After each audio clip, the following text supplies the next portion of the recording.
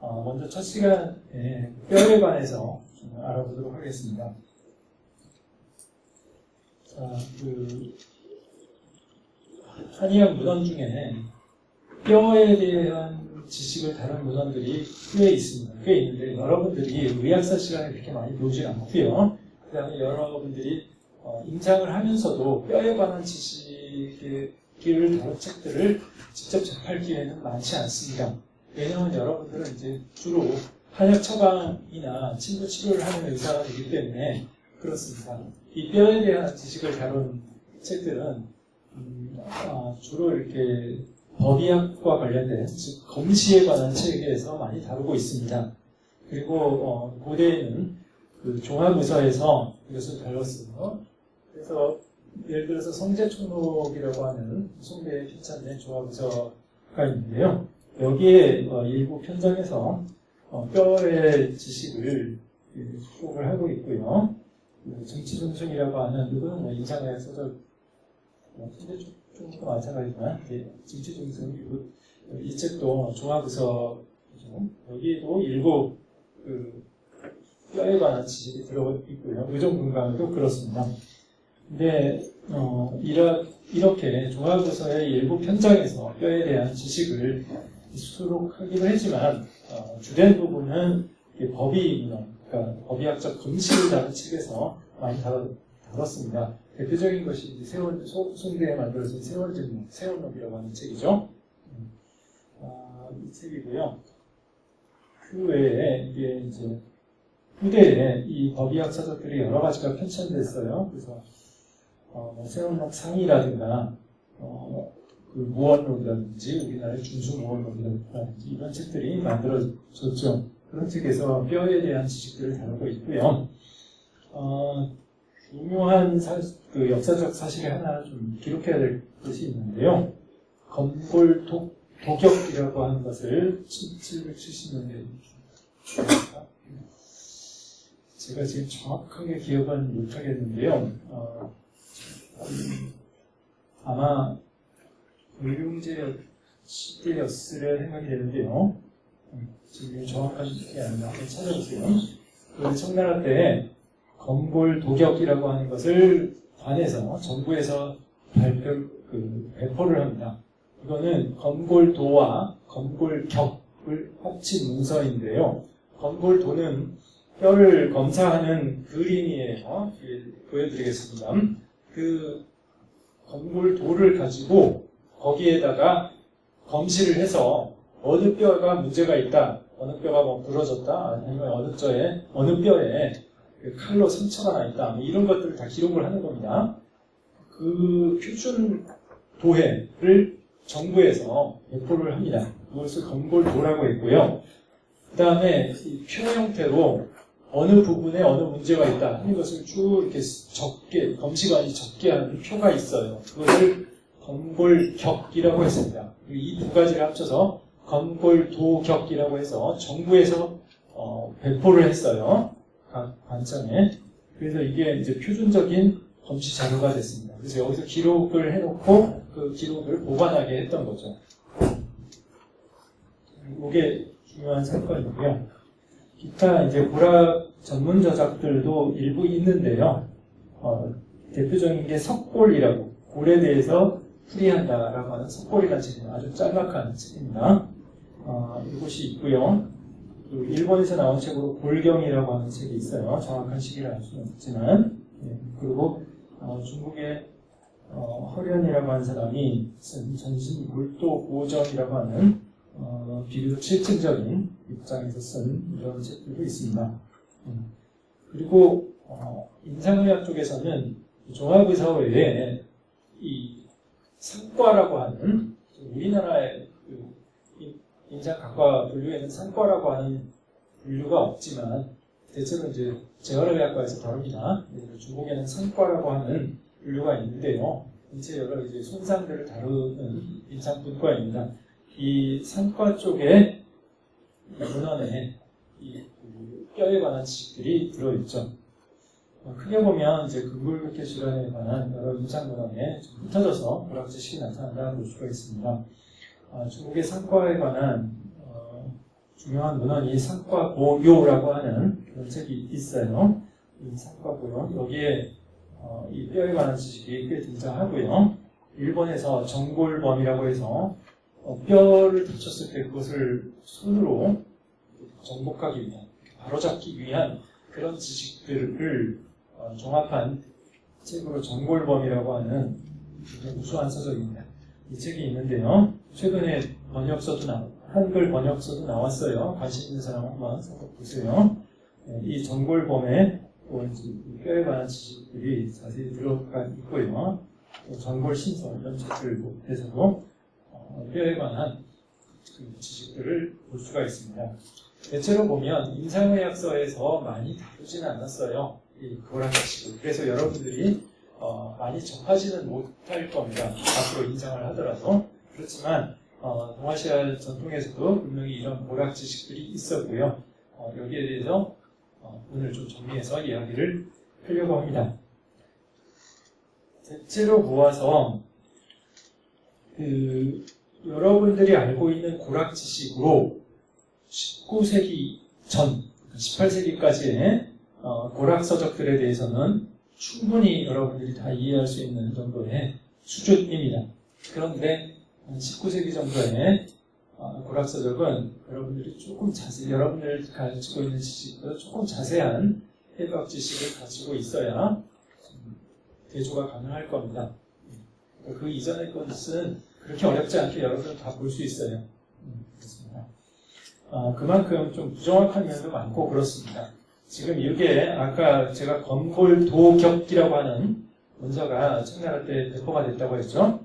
거기에 검골도에 해당하는 그림입니다. 이것은 상과보요라고 하는 상과책에 실려 있는 건데요. 그 청나라 때 배포됐던 검골도는 다 이 형태입니다. 상과보요에 실려 있는 그대로요. 다른 문헌에도 똑같은 그림이 많이 반복해서 실려 있습니다. 이렇게 실려 있는데, 자, 지금 보면은, 여러분들이 봤던 해부학 도해에 비하면 굉장히 엉성하다 하는 것을 알 수가 있을 겁니다. 이게 18세기 이전까지 그렇게 상세하게 사실적으로 그려진 그림들이 그렇게 많지는 않아요. 그런 문제가 있습니다. 문제가 있는데 이 제일 강의의 주제는 아니지만 이 미술과 해부학과는 굉장히 밀접한 관련이 있습니다. 그래서 미술의 어떤 수준이 어떤 상태에 있느냐, 또 의사가 또는 해부학자가 어떤 미술가를 만나느냐에 따라서 좋은 작품을 남길 수도 있고 그렇지 않을 수도 있습니다. 중국에서 독자적인 해부를 시작했던 19세기의 왕천인과 같은 인물은 자기가 직접 많은 해부를 했음에도 불구하고 지금 남겨진 문헌의 해부학적 도해는 상당히 조악해요. 굉장히 거친 수준입니다. 그런데 그보다 좀 더 앞서서 상당히 완전히 독자적인 해부는 아니지만 상당히 자발적으로 이렇게 해부를 했던 일본 의가들의 그 도해는 굉장히 섬세하고 아름답습니다. 서구의 비슷한 시기에 해부 도해에 비해서 크게 뒤처지지 않는 아름답고 정확한 모습을 반영하고 있습니다. 이게 굉장히 운이에요. 그 당시에 굉장히 좋은 화가를 만났던 거죠. 왕청님은 안타깝게도 뛰어난 화가를 만나지 못했던 것 같습니다. 왕청님 같은 사람이 우리나라의 김홍도 같은 화가를 만났으면 정말 뛰어난 작품집을 만들었을 텐데 아쉬움이 있습니다. 여러분들 흔히 김홍도의 작품을 본 적이 있을 텐데요. 제가 보기에 김홍도는 하나의 틀로 이렇게 요약할 수 없는 굉장히 다재다능한 그런 재능을 가졌던 화가였던 것 같습니다. 그래서 서양화의 기법을 담긴 그림도 있고 그렇죠. 자, 어쨌든 이게 검골도라고 하는 그림인데요. 여기 자세히 이렇게 부분을 보면 당시에 어떤 해부학적 지식이 있었는가 하는 것들을 구체적으로 볼 수가 있어요. 두개골 같은 경우에 어디를 중시했는가, 그리고 어떤 지식을 가지고 있었던가 하는 것들을 이제 볼 수가 있는데요. 그래서 골을 몇 개로 파악했는가, 그 다음에 대퇴골이나 전완부의 뼈를 몇 개로 파악했는가, 이런 것들을 볼 수가 있고요. 흉골이 어떻게 구성되어 있는가 하는 것들을 이제 여기서 볼 수가 있어요. 몇 가지 문제를 세부적으로 보도록 하겠습니다. 먼저 두면부의 뼈에 대해서요. 그 상과보여에 지금 보여드린 상과보여에서는 이렇게 간략하게 그리고 있습니다. 여기가 정신, 여기가 신문, 그 다음에 여기가 노액이라고 해서 이게 뼈가 나눠지는 부위가 아니고요. 이거는 그냥 이 부위의 명칭을 설명한 겁니다. 뒤에 얘기하겠지만 동아시아의 해부 지식에서 등장한 그 해부 문헌의 그 해부 기술에서 등장하는 뼈 이름들은 많은 경우에 어떤 한 덩어리의 뼈를 지칭한 게 아닙니다.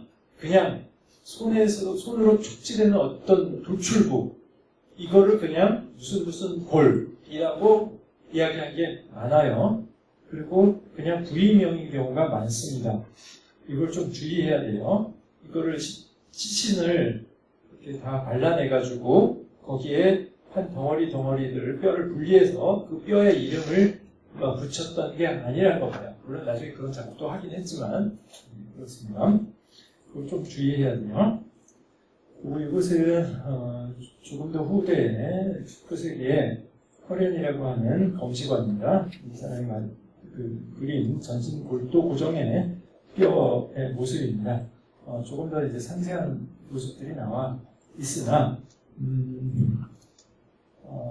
아직 지금 여러분들이 만족할 만한 그런 수준은 아니라 생각이 될 겁니다. 다만 좀 차이가 보이는 부분은 여러분들이 알고 있는 봉합선을 기준으로 뼈를 나눠서 파악하기는 했다 하는 것을 알 수가 있죠. 그리고 몇 개의 뼈의 구멍들, 지금 여러분들이 알고 있는 그 동맥들이 지나가는 구멍 있죠? 그 구멍들에 대한 인식도 있었다 하는 것을 알 수가 있습니다. 여기 가만히 보면 이게 미능골, 좌미능골이라고 하는 게 보여요. 여기를 표시해 놨어요. 근데 여기에 무슨 뼈 덩어리가 있나요? 없는데, 이 미능골이라고 하는 것은 안화상 윤기, 안화 위에, 눈 확 위에 이 윤기 부위를 말하는 거죠. 그냥 돌출될 부분을 이렇게 무슨 뼈라고 이름 붙인 겁니다. 그래서 이것은 여러분을 나눠드린 지금 강좌를 배포됐죠? 그걸 그냥 보고 참고로만 보세요. 예를 들어서 두면부의 뼈에 대해서 고문원에서는 이렇게 다양한 표현들을 하고 있는데요. 여기서 조금 주목해 볼 만한 것은 이렇게 예를 들어서 두정골, 팔레달골이라든가 호두골 이런 것에 대한 명칭도 있었지만 여기 예를 들어서 유양돌기, 이것은 하나의 뼈가 아니죠. 뼈가 아닌데 돌출되어 있습니다. 귀 뒤로. 그러니까 이걸 따로 이름을 붙인 겁니다. 이것을 여러분들 경영학 시간에 자주 들었겠지만 완골이라고 했어요. 공론에서는. 또 어떤 뼈에서는 양구골, 양쪽에 갈고리처럼 튀어나와 있다 해서 양구골이라고도, 양구골이 아니라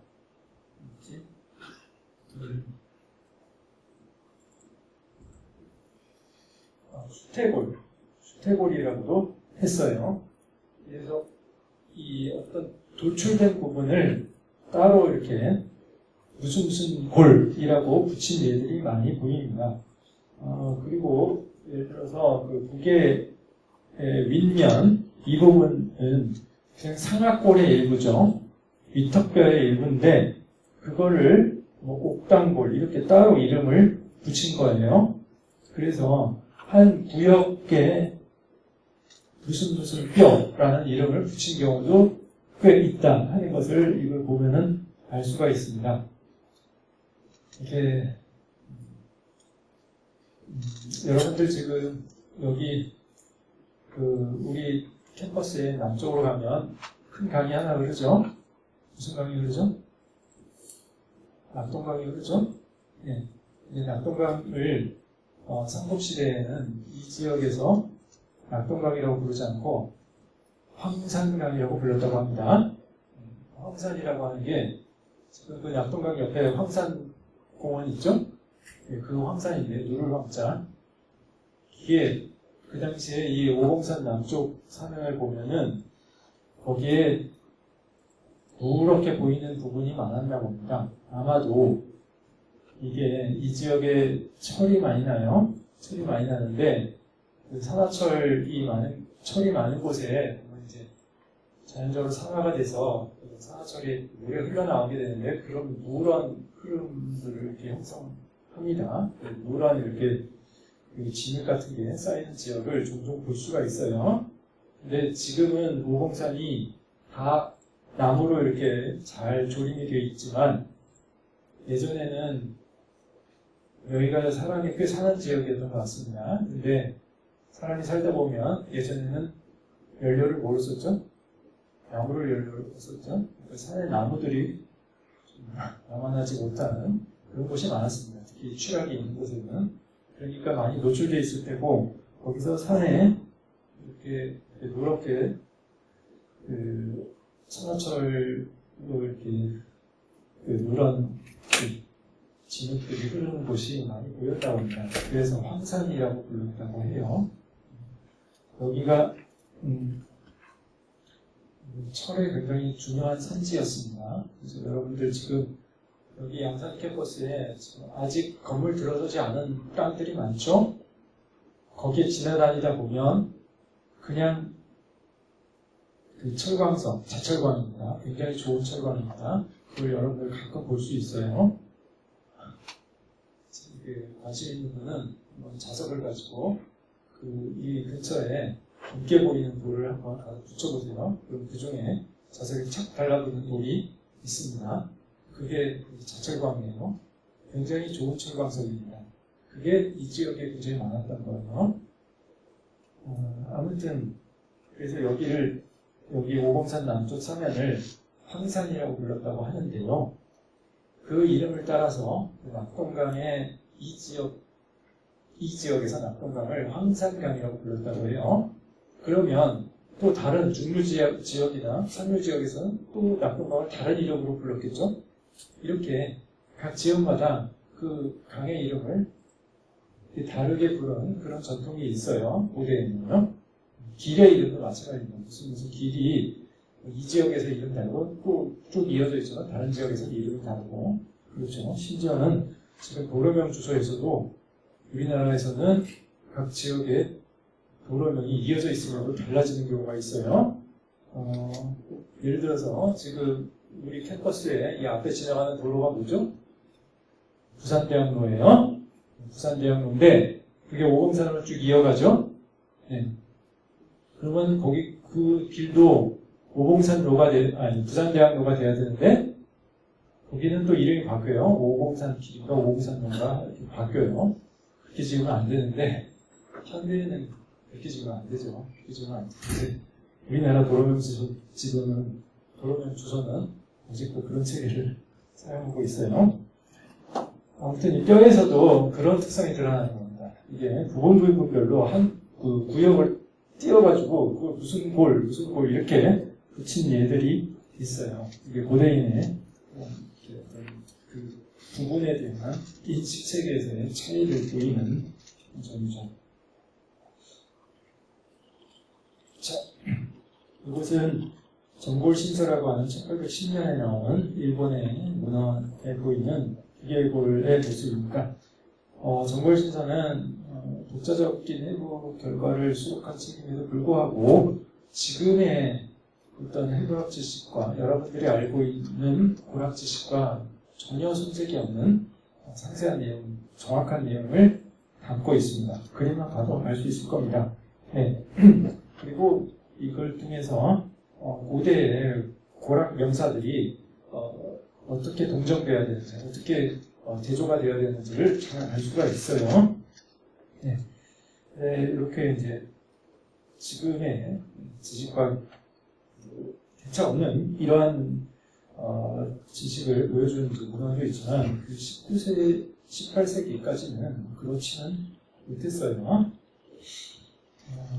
지금 이게 이제 두개골에 조금 전에 말씀드린 모습인데 비교적 이렇게 간략하게 그림, 정확하게 덩어리가 잘 나눠지지 않는 모습을 볼 수 있습니다. 그 두개골에서 각 부위에 대해서 좀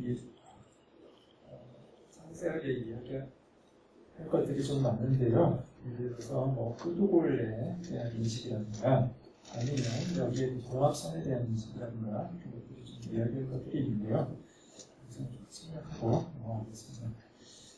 뒤에 남녀 차이에 대해서 좀 두개골에서도 좀 이야기할 게 있어서 그걸 좀 언급을 하겠습니다.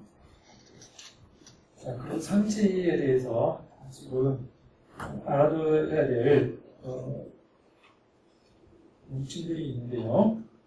그 상완골, 휴메루스, 이 상완골에 대해서는 보통 근골이라는 말을 많이 썼습니다. 근골, 괜히 팔의 윗부분을 말하는 거죠.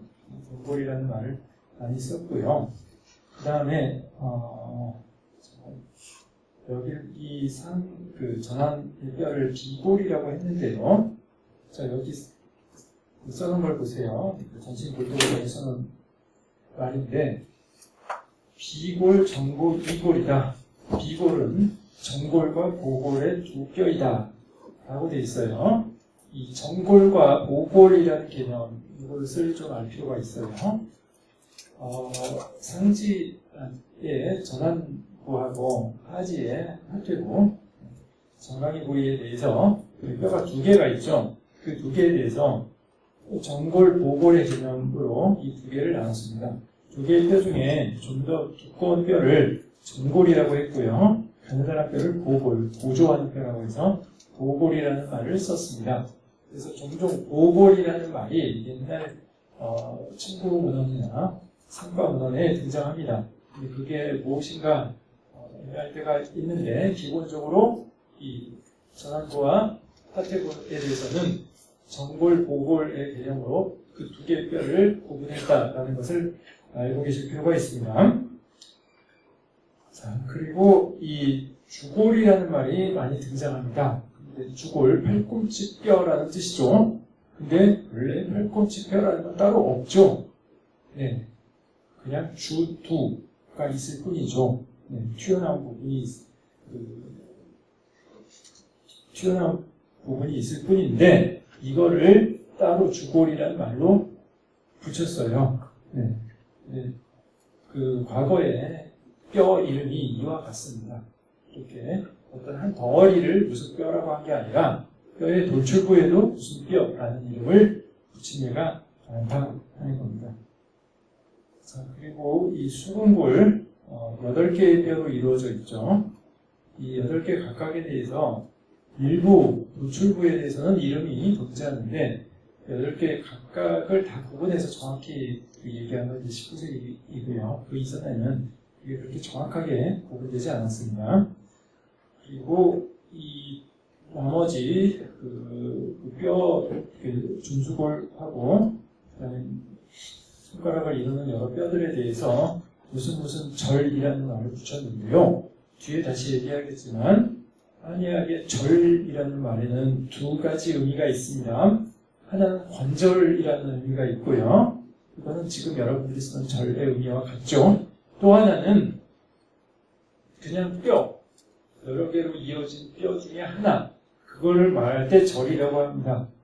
예를 들어서 대절, 소절, 엄지손가락에 대해서 지금 여기 대절, 소절이라는 말을 붙였는데, 대절이라 하면 이 관절, 이 부위를 말하는 게 아니라 여기 엄지손가락의 이 부분, 이 뼈를 말하는 거고요. 소절이라는 것은 이 끝부분의 뼈, 이것을 말하는 겁니다. 뼈 자체를 말하는 거예요. 그래서 절의 의미가 두 가지가 있기 때문에 이것을 항상 주의해야 됩니다. 그렇죠? 하지에 대해서도 정보골의 개념을 썼어요. 그래서 이 정골, 티비아에 대해서 정골, 이 피블라, 비골에 대해서 오골이라고 많이 지칭을 했습니다. 지칭을 했는데, 이 지금의 명칭도 썼어요. 그냥 이 경골은 지금과 똑같이 이제 정강뼈 경골이라고 얘기를 하는 예가 있고요. 이 비골에 대해서는 행골이라는 말을 많이 썼습니다. 자, 행부위, 정강이 부위를 이야기하기도 하고 조금 정확하지 않게 쓰인 말인데 어쨌든 이 비골을 얘기할 때 행골이라는 말을 좀 썼고요. 대퇴골에 대해서는 고골이라는 말을 많이 썼습니다. 그렇죠? 그리고 슬개골, 이것은 빈골이라고도 했고요. 그 뼈골자 옆에 손이 문자 써서 빈골이라고도 했고, 괴골, 여기서처럼 괴골이라고도 했고, 여러 가지 명칭을 썼습니다. 그 다음에 이 상지 관절에 대해서 이 사람들이 때에 따라서 부정확한 인식을 보인 예가 있습니다. 과거의 서적을 보면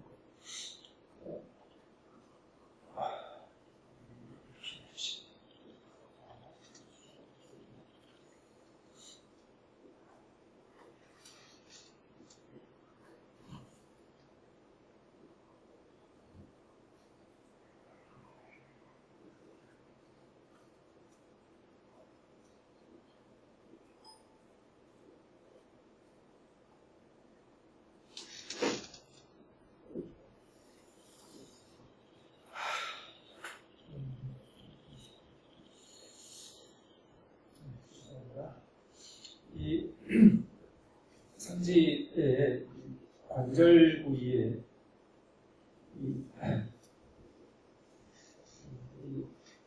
견갑골과 쇄골이 있는데 이 쇄골에 대해서 옛사람들이 흔히 견우골이라는 말을 썼어요. 그런데 이게 행우골이라고 하는 뼈와 관절을 이룬다. 이런 인식이 여러 책에 보입니다. 그래서 이런 그림을 그렸어요. 견우골, 이거는 지금의 쇄골, 빗장뼈에 해당합니다. 근데 여기에 이런 말굽 모양의, 등자 모양의 뼈가 붙어 있다. 이런 인식이 많이 보여요. 그걸 행우골이라고 했는데요. 이런 뼈는 없죠. 네, 지금은 그런 뼈 없죠. 잘 알고 있을 겁니다. 이것은 아마도 지금으로 말하자면 제1흉골, 제1늑골을 말하는 것으로 보입니다. 그런데 이것이 이렇게 쇄골하고 관절을 하고 있다는 잘못된 인식을 표현한 예가 많이 있어요. 이것은 좀 이렇게 주의해야 될 점입니다. 견갑골에 대해서는 비교적 지금의 지식과 일치된 그런 지식을 가지고 있었습니다. 자, 그리고 흉골에 대해서 대체로 틀리지 않은 인식을 가지고 있었는데 조금 특이한 것이 이 검상돌기에 대해서 종종 이렇게 없는 뼈를 얘기하기도 하고 여기에 대해서 여러 가지 이설들이 등장했다고 하는 겁니다. 네, 지금 이게 흉골의 그림인데요. 이 끝부분에 이제 검상돌기가 있는 거죠. 근데 이것을 경우에 따라서 심감골이라는 말로 표현하기도 하고요. 때로는 이 심감골이라는 것이 있느니 없느니 그런 논란들이 있었어요. 근데 심감골이라고 할 때 이 그림을 보면 지금의 검상돌기와는 상당히 다르게 그렸습니다. 이렇게 감자 때문에 그런지 이게 움푹 들어간 그릇 모양으로 그렸어요. 이런 뼈는 없죠. 없는데 이렇게 많이 그렸어요. 그러니까 검상돌기에 대해서 지금 이렇게 뾰족한 형태로 인식을 한 게 아니라 이 흉골을 밑에서 받치는 어떤 이런 반월상의 반월 형태의 그런 뼈가 이 밑을 받치고 있다. 그런 인식을 종종 했던 겁니다. 그것을 좀 주의해야 되는 부분입니다. 자, 그리고 골반에 대해서 대체로 지금과 비슷한 인식을 했는데요. 세 개의 뼈로 이루어져 있죠. 세 개의 뼈로 이루어져 있는데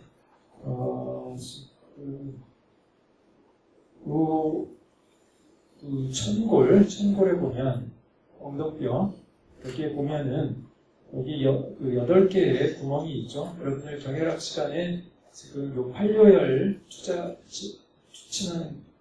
아니고 거기에 젖침하는 걸 실수를 했었나요? 알았어요? 예. 하게 되는데 여기에 8개의 구멍이 있죠. 근데 이것도 좀 정확하게 이 전신골도 고정에서는 묘사를 하고 있습니다. 여기에 대해서 또 부정확한 여러 가지 이설도 존재하고 그랬었습니다. 그 다음에 이 천골 밑에 미골이 붙어 있죠. 이 미골에 대해서, 미골은 굉장히 여러 가지 형태가 있고 사람마다 변이가 많아요. 개수의 변이도 많고요. 그래서 인체 뼈의 수가 모두 몇 개죠? 인체 뼈의 수가 모두 몇 개예요?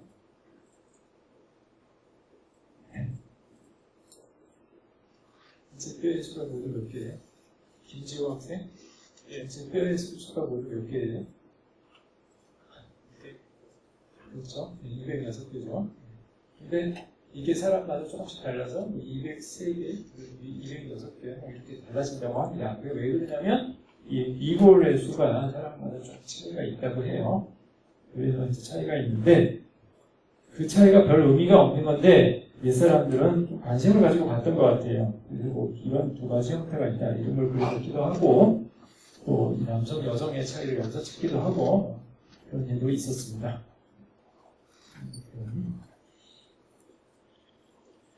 자, 그 다음에 척추에 대해서 대체로 지금과 다르지 않은 인식을 가지고는 있었는데 문제는 이것을 인식하는 방식이 다분히 표면해부학적이었다 하는 것에 주의할 필요가 있습니다. 지금 이것은 굉장히 잘 뼈를 이렇게 살을 다 발라내고 그린 그림이라서 지금 여러분들이 알고 있는 척추의식을 그대로 드러내고 있지만 판추로부터 시작하는 근데 과거에는 이 부분을 보통 반영을 하지 않는 경우가 많았어요. 이게 살 안에 들어가 있는 부분이죠. 그래서 이걸 어떻게 기술을 했느냐? 자, 보통 추고를 이야기할 때 이 제7경추부터 셌습니다. 제7경추 여러분들 경영 시간에 제7경추의 그 극돌기 부분 아래에 무슨 혈기가 있죠? 경영 시간에 배웠을 텐데 경영 시간에 지금 동맥경 다 나갔죠? 지금도 안 나갔어요? 이제 인맥하고 있어요? 동맥은 아직 안 했어요? 이제 시작했구나. 동맥에서 중요한 체크 표지로 대추혈이라고 하는 혈기가 있는데요.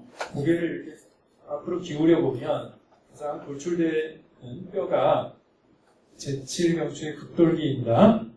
가시돌기. 거기 바로 아래에 있는 혈기가 대추혈이에요. 큰 추다 해서 대추인데 그 대추를 기준으로 해서 그것이 첫 번째 추골이다 이렇게 인식을 했어요. 그래서 이 지금 여기에 이게 제7경추입니다. 제7경추 여기서부터 7개를 상칠추 상부에 7개 추골이라고 불렀고요. 그 밑에 7개를 중칠추 그 밑에에 대략 7개 정도를 하추라고 불렀습니다. 천골까지 포함하는 겁니다. 네, 이렇게 나눴어요. 그러면 그 위에 경추는 어떻게 생각했느냐? 한골이라고 불렀는데 이게 손에 잡히는 것만 센 경우가 많았기 때문에 손에 2개가 잡히기도 하고 3개가 잡히기도 하죠. 그래서 한골은 2개로 세기도 하고 3개로 세기도 하고 그랬습니다. 그 속에 있는 1경추, 2경추 이런 것들은 세지 않는 경우가 많았습니다. 이게 지금과 다른 개수체계예요. 이게 표면에서 축지되는 것을 위주로 셌기 때문에 이런 문제가 있는 겁니다. 그리고 이 추라는 말이 이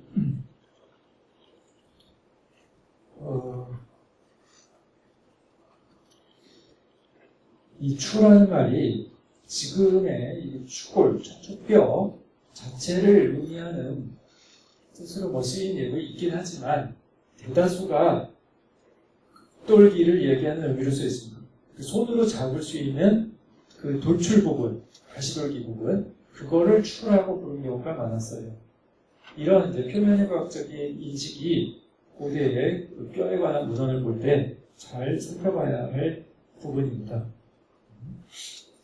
아까 주골에 대한 것도 마찬가지죠. 주골이라는 것은 따로 없는 거죠. 근데 이걸 그 팔꿈치 부분을 따로 띄어서 주골이라고 불렀던 거죠.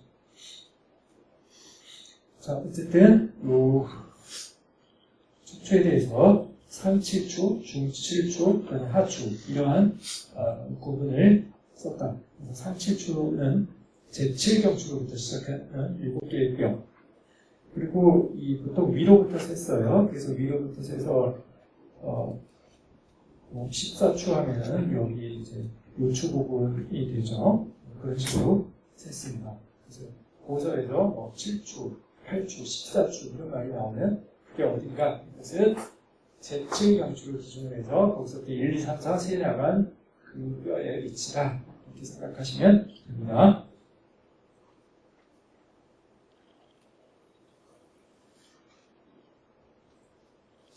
이렇게 그 표에서의 인식을 주로 했기 때문에 심지어는 그 혈위를 확인하기 위한 도에서도 표면에서 잡히는 것만 중심으로 뼈를 그린 예들이 많아요. 자, 여기 지금 보면은 이거 상지에 뼈를 그린 그림인데요. 자, 이거 상완골이죠. 이 팔뼈. 그 다음에 이거 하완골인데 이게 두 개의 뼈로 척골과 비골로 나눠져야 되는데 척골과 요골로 나눠져야 되는데 이게 하나의 뼈로 그려져 있죠. 이것이 왜 그러냐? 삼초경을 지금 여기 그려놓은 건데 삼초경을 여기서 정리하는 데 있어서 두 개의 뼈를 그릴 필요가 없다고 생각을 한 거죠. 그래서 그냥 여기서 아마 요골이 잡힐 텐데요. 그 요골에 촉지되는 부위만을 그냥 그린 겁니다. 그래서 이 전완부를 하나의 뼈로 우리말로 말하자면 통뼈로 그린 겁니다. 통째로. 이게 하지에도 똑같이 그래요. 하지에도 경골, 비골을 구분하지 않고 이렇게 통뼈로 그냥 그려놨어요. 이런 게 경열도에서 많이 보입니다. 이것은 송나라때 동인수열 침구도경이라고 해서 이 관공서에서 만들어서 발표한 그림입니다. 지금도 이 습각이 남아있죠. 이 돌에다 그린 그림이 남아있고 이것은 그 돌에 그린 그림을 탁본한 겁니다. 탁본한 건데 이 그림에 보면 여기 뼈를 속에다 그려놓은 것을 볼 수가 있어요. 전체적으로 다 그리진 않았지만 상지 하지의 뼈는 그렸어요. 근데 여기 골반을 이렇게 그렸습니다. 그냥 일반 장골처럼 그렸어요. 그리고 거기에 관절뼈는 대퇴골을 이렇게 그렸고요. 하지 하부의 뼈를 이렇게 경골, 비골 구분 없이 이렇게 하나의 뼈로 그렸습니다. 상지에서도 마찬가지예요. 요골, 척골을 하나의 뼈로 그냥 그려버렸습니다. 이런 것들을 이 경열 문헌에서 볼 수가 있는 거죠. 자, 그 다음에 고대의 고락 지식을 보면서 눈여겨봐야 될 흥미로운 사실 하나가 성차에 대해서 남녀의 뼈의 차이에 대해서 지금보다 훨씬 더 강하게 인식했다. 더 차이가 많다라고 인식했다는 겁니다. 이건 통틀어서 똑같은 현상입니다. 서양에서도 그랬고요. 동아시아에서도 그랬습니다. 이게 동아시아 사회에서 흔히 남녀의 뼈의 성차에 대해서 가지고 있었던 지식을 보면 이러한 이제 설들이 내려오고 있었어요. 예를 들어서 두개골에 대해서 남성은 8조각인데 여성은 6조각이다. 대체로 남성이 더 분리가 있다 생각했어요. 꼭 그렇지는 않은 게, 자, 이 5번에 보면 후두골에 대해서는 여성의 후두골은 하나다. 근데 남성은 양쪽이 구분되어 있다라고 봤어요. 이건 좀 다르게 인식한 겁니다. 실제로는 어떤가요? 그냥 통째로 되어 있죠. 그 다음에 남성의 경우에는 지금 조금 전에 얘기했던 이 뼈들, 이 척골과 요골, 그 다음에 경골과 비골, 이게 두 개로 나눠져 있는데 여성의 경우에는 이게 그냥 하나의 뼈로 이루어져 있다라고 생각할 예가 있었어요. 그 다음에 늑골, 이 늑골은 이제 서양에서도 남녀가 다르다라고 인식한 그런 역사가 있었다 하는데 서양에서는 잘 몰라서 그런 인식이 언제까지 퍼져 있고 어느 정도로 확산되어 있는지 잘 모르겠습니다. 어쨌든 동아시아 사회에서는 남성의 늑골에 대해서는 12쌍이다라고 정확하게 인식했는 반면에 여성의 늑골은 이게 14쌍이다. 두 개가 더 많다. 이런 얘기가 늘 나왔던 것은 아니고 간혹 나왔던 예가 있습니다. 그리고 천골에 대해서 천골 자체는 다르게 인식할 수 있는데 이게 천골의 형상에 대해서도 좀 다르게 남녀 다르게 인식을 했고요. 거기에 아까 얘기했던 그 구멍들 있죠. 그 구멍이 남성은 9개가 있고 여성은 6개가 있다 인식을 했습니다. 남성 쪽은 그 8개 구멍하고 밑에 그 꼬리뼈 쪽에서 들어가는 그 하나의 구멍을 인식해서 그걸 9개로 센 것 같아요. 정확한 인식을 반영한 거죠. 근데 여성에 대해서는 부정확한 인식이 있었던 것 같습니다. 대체로 보아서 남성에 대해서는 비교적 정확한 지식을 가지고 있었던 데 반해서 여성의 뼈에 대해서는 부정확한 지식들이 종종 섞였습니다. 왜 그랬을까요? 잘 모르겠지만 좀 고생이 필요한 거지만 아무래도 실제 해부의 사례에서 남성을 해부한 사례가 많지 않았던가. 예를 들어서 전장 같은 데서 해부하는 일이 많았겠죠. 거기서 쌓여진 지식들이 많았을 텐데 전장에서 되게 남자들의 시신을 받겠죠. 그런 이유 때문에 남자에 대한 해부 지식이 조금 더 정확한 실제를 반영한 이런 사례가 되지 않았나 싶은 생각이 들어요. 그리고 기본적으로는 남녀가 뼈가 다르다, 해부학적 구조가 다르다라는 지식이 기본적인 배경을 이루고 있었던 것 같아요. 그래서 여러 가지 상상의 산물도 많이 만들어져 있던 것 같습니다. 실제로 남녀의 뼈는 그렇게 다르지 않죠. 여러분도 잘 알고 있을 겁니다. 그렇게 다르지 않는데 비율에 있어서 차이가 있는 게 있어요. 예를 들어서 이제 뼈에 이제 골수를 이루고 있는 부분의 두께라든가 아니면은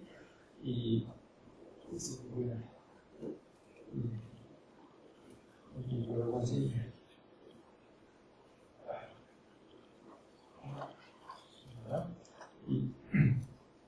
여기 뭐라고 하죠? 이 뼈의 여기 각도 이것이 남자와 여자가 대표적으로 다른 지점이죠. 네. 이런 부위에서의 차이가 있긴 하지만 구조적인 차이를 명확하게 보이는 그런 부분은 없어요. 그래서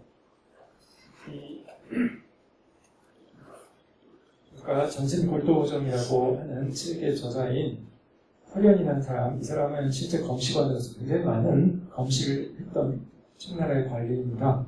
이 사람이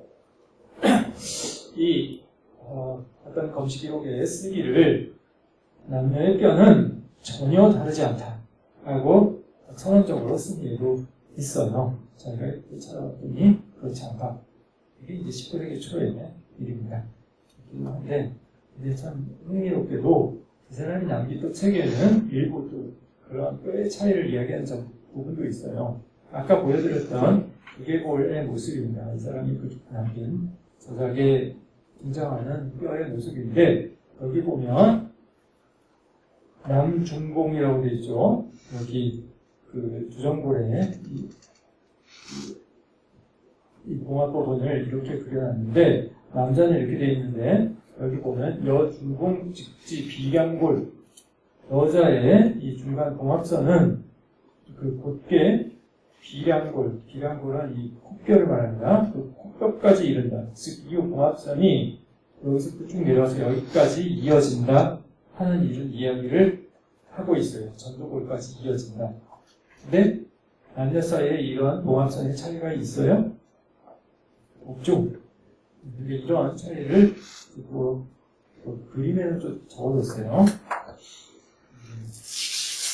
아마 그 사람의 일생에 걸쳐서 전후의 차이일 수도 있을 것 같습니다. 자, 그리고 뼈의 전체 수요에 대해서 아까 260개라고 했죠. 근데 이 수요에 대해서도 좀 정확하지 못한 인식이 꽤 오래 이어져 왔습니다. 황진의경에서는 여러 편에서 365개의 뼈가 있다, 뼈마디가 있다. 그런 이야기를 많이 했습니다. 여기 절이라고 하는 것은 관절의 수요가 아니라 아마도 뼈의 수요를 말한 것이라 생각이 듭니다. 그런데 이것이 오랫동안 많은 영향을 미쳤어요. 그래서 365개의 뼈가 있다. 근데 실제로 세어보면 그렇지 않죠. 많이 모자르죠. 그거를 사람들도 인지를 했을 거예요. 근데 그러한 내용들이 문헌에 잘 나오지 않는데 청대에 이르러서야 이제 일부 문헌에 인체의 뼈는 365개가 아니다라는 것이 등장합니다. 예를 들어서 CC 가산 정골술이라고 하는 상과 문헌에 보면 골지매수 뼈의 숫자는 200유형, 200개 남짓이다. 지금 알려져 있는 지식과 같죠? 이런 이제 표현이 등장합니다.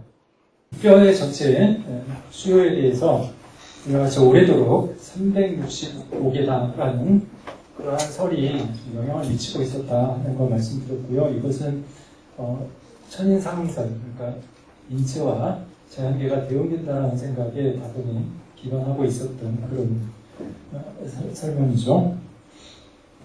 자, 그리고 아까 얘기했듯이 절의 의미가 한의학에서 두 개가 있다.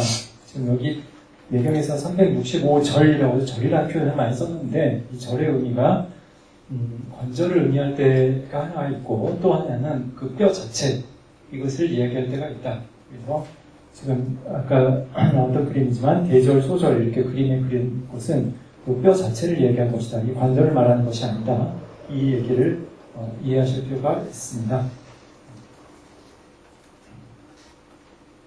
자, 좀 덧붙여서 고대에 그 해부도가 많이 남아있지는 않지만 일반 회화 중에 여기서 뼈를 그린 회화 그림들이 있습니다. 이것을 보면 당시의 고락 지식이 어느 정도 수준이었는가를 바로 직접적으로 알 수가 있죠. 어떤 경우에는 굉장히 정확한 지식을 표현하고 있어요. 지금 이것은 일본의 화가가 에도 시대 때 그린 화상 백골 좌선도로 가는 그림입니다. 유명한 그림인데요. 이걸 보면 상당히 정확한 해부 지식이 표현되어 있는 것을 알 수가 있습니다. 그렇죠? 추골의 묘사라든지 아니면 이 흉곽의 묘사라든지 그리고 경골, 비골, 척골, 요골의 묘사라든지 이런 것들이 비교적 정확하게 되어 있는 것을 알 수가 있습니다. 또 흥미로운 사례가 이런 예도 있는데요. 이것은 나빙이라고 하는 청나라 때 중국의 화가가 그린 귀취도라고 하는 그림입니다. 그런데 이 그림 자체는 좀 엉성한, 그러니까 그렇게 정확한 해부학적 지식을 나타냈다라고 할 수는 없지만, 근데 재밌는 것은 여기에 이 오른쪽에 있는 두 사람의 자세를 보면, 여러분들이 서양 의학사를 조금만 공부한 사람이면은 아주 많이 봤을 그림이 이 그림입니다. 이거는 베살리우스의 해부학도에 나오는 그림인데요. 유명한 그림이죠. 여기랑 똑같은 자세를 하고 있죠. 네, 그래서 지금 오늘날의 고증에 따르면 이 베살리우스의 이 그림이 중국의 이 명나라 말기에 이제 다 전래가 됐으리라 생각이 되는데 그때 전래된 그림을 보고 이 그린 것일 것이다 네, 이렇게 고증을 하고 있습니다. 지금은요. 그래서 이런 해부학적 도예들이 이 회화에 영향을 미친 예도 있다 하는 사례로서 보여드린 겁니다. 일본에는 꽤 오래된 도예들도 남아있는데요. 이것은 12세기에 그려진 아귀 초지라고 하는 그림, 아귀들의 모습을 그린 거예요. 아귀가 뭐죠? 김영현 학생, 아귀가 뭐예요? 먹는. 네. 공적인 귀신을 아귀라고 하는데, 네. 불교에서는 이제, 여섯 개의 윤회하는, 사람이 6개 윤회하는 곳이 있다고 하죠. 그래서, 축생, 그러니까 동물의 몸을 받을 수도 있고, 아니면은 천상 극락에서 태어날 수도 있고, 그래서 6종류의 몸을 받아서 생활하게 되는데, 윤회를 거칠 때.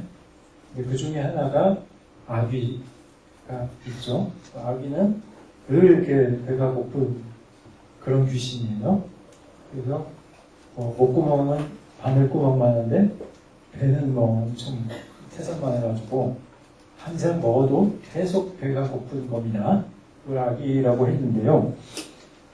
그 아귀들의 모습을 재밌게 여러 장면으로 그려놓은 그림이 이 아귀 초지라고 하는 그림입니다. 이게 그 12세기 원본인지는 잘 모르겠어요. 후대의 사본이 아닐까 싶은데, 어쨌든, 그 원래의 묘사 모습하고 그렇게 차이는 없을 겁니다. 남아있는데, 이미 이때에도 꽤 그 그림들을, 그 뼈에 대한 지식들을 표현을 했다 하는 것을 볼 수가 있습니다. 근데 여기 보면은, 자, 비교적 사실적으로 그린 것 같지만, 예를 들어서, 하퇴부에 뼈가 하나로 되어 있죠? 그 상지에, 여기 척골, 요골 있는 부위도 하나의 뼈로 되어 있죠. 네.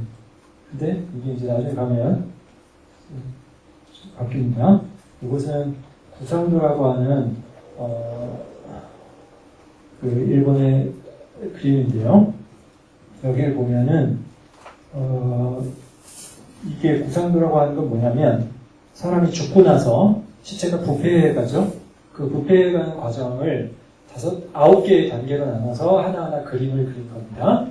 그래서 그 그림을 보면 매우 아름다운 여인이 사망하고 나서 그게 이렇게 부패하는 과정을 그립니다. 굉장히 그림을 보고 있으면 일부러 화가가 의도하고 저렇게 그렸구나 하는 것을 느낄 수 있는 그림인데 뭐냐면 생전에 매우 아름다운 모습의 여인을 그려놓고 그 다음에 부패해가는 과정에서 굉장히 추한 모습으로 그려놓습니다.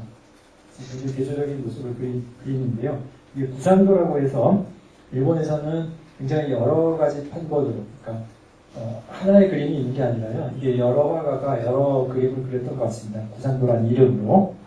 그 중에 하나 1501년에 그려진 그림을 보면 그 제8상 쪽에 8번째 단계에 이렇게 뼈만 남는 단계를 그려놓고 있는데요.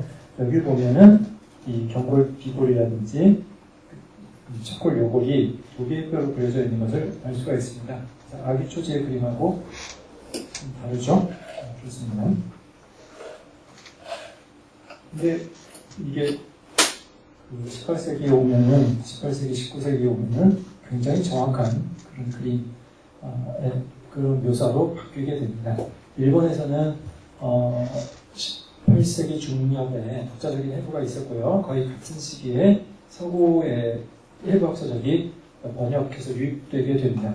그러면 굉장히 정확한 이제 해부 지식들이 퍼지게 돼요.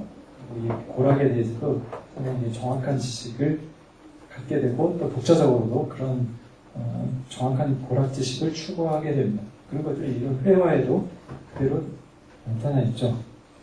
그리고 이 그림을 보면은 한 가지 좀 부러운 점이 이때는 일본에 색판화 기술들이 많이 퍼지고 있었어요. 19세기에. 우리나라도 이렇게 됐으면 채색된 책들을 많이 볼 수 있었을 텐데 그게 되지 않아서 좀 아쉬움이 있습니다. 됐고요. 일본에서 이렇게 서구의 해부 지식이 전해진 이후로 이제 일본 지식층에서 스스로 여러 가지 직접적인 관찰을 통해서 인체에 관한 지식을 쌓으려는 그런 노력들이 상당히 깊은 수준으로 이어집니다. 그래서 목골이라고 해서 이 나무로 그 뼈 모양을 그대로 이렇게 따라서 이렇게 조각을 하는 겁니다. 이렇게 만든 목재 모형을 만들어서 이제 교육용으로 사용을 했죠. 이게 참 놀라운 수준인데 굉장히 정확합니다. 정확하고 정밀합니다. 이게 1792년에 만들어진 성야 목골이라고 하는 그 목골이고요. 이런 것들이 여러 차례 다시 제작이 됐어요. 근데 사실 그 뼈를 공부하려면 그냥 실제 사람의 뼈를 가지고 그 표본을 만들면 되죠. 네, 그렇게 하는데 이걸 나무로 그대로 다 묘사해서 만들려면 그 만드는 과정에서 굉장히 그 정확한 지식이 또 축적될 수 있겠죠. 그런 작업을 다 했던 겁니다. 일본에서는 이런 작업들이 이어져 있었어요.